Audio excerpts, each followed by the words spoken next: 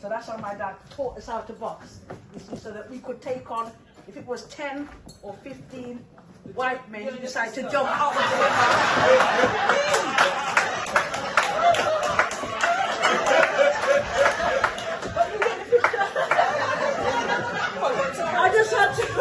I had to give you the illustration first because that was real. So my brothers and sisters and I, we had downstairs was the boxing. What do you call it? The thing that hangs down. I should know, isn't it? Somebody tell me. What's it called? Punch bag. Yeah, the punch bag. And I forgot to bring my boxing gloves today. I would have brought them to show you. But growing up then was tough. And sorry, it was a treat for hearing all that boxing.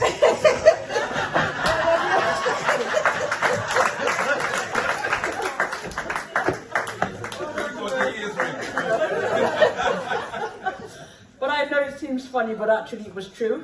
And at the time it was very harsh. And these were the reasons why my dad said, no, this country I'm going to mash up, he picked me, I take them home. So he took us home. I was 15 years old. And I remember the head teacher said, my God, this report is too much. All you're doing in England is fighting, girl. You're not coming here for that.